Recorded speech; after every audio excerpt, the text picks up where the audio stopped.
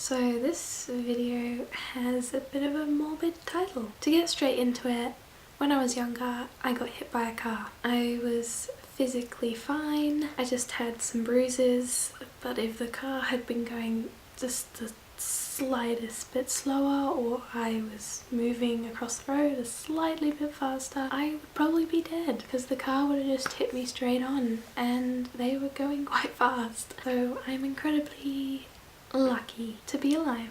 I'm lucky to be alive. Despite not being greatly injured from this event, it still haunted me for many years. The reason is because I got hit right outside my house. The situation happened because there was a new temporary bus driver who was driving us all home from school, and he didn't know where the bus stops were exactly.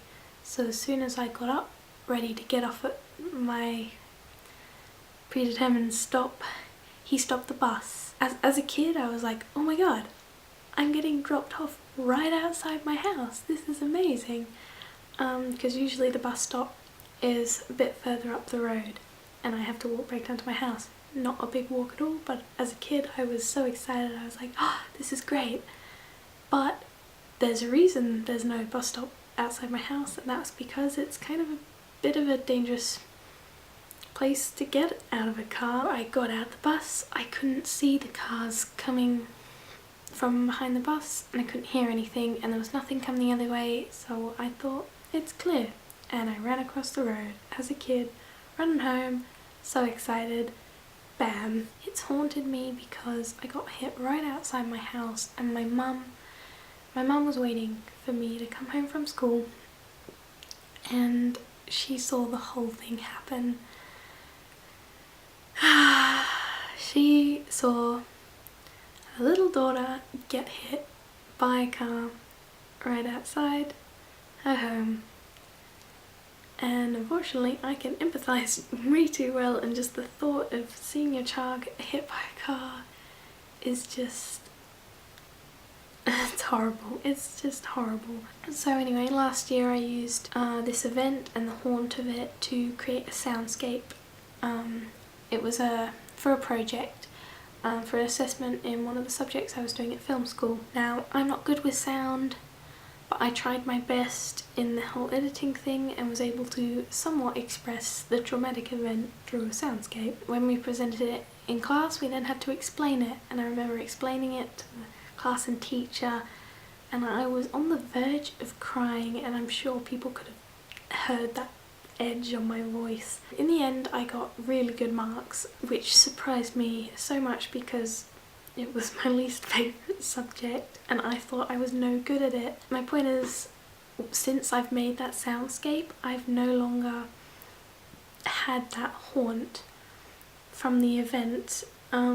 It's like I've been released or something. To get to why I call this video Death, I've always just had this feeling that my death was going to be a car accident of some sort. Just thought my death was going to be car related.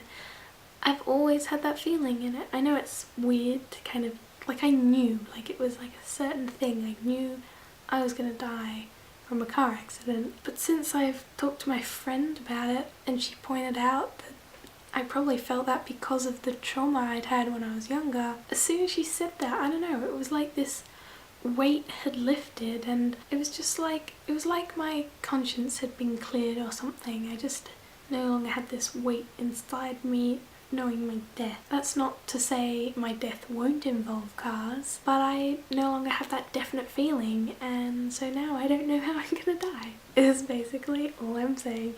Yeah, my death is a mystery now, which I much prefer that. That's my little trauma story. But as you can see, I'm totally fine now, and yeah. But anyway, if you're interested, I'm going to play my soundscape at the end of this video. Yeah, hope you enjoy. Again, I'm not great at editing sound, but it's a thing, so here's that thing. Guess, see you later. So yeah, bye.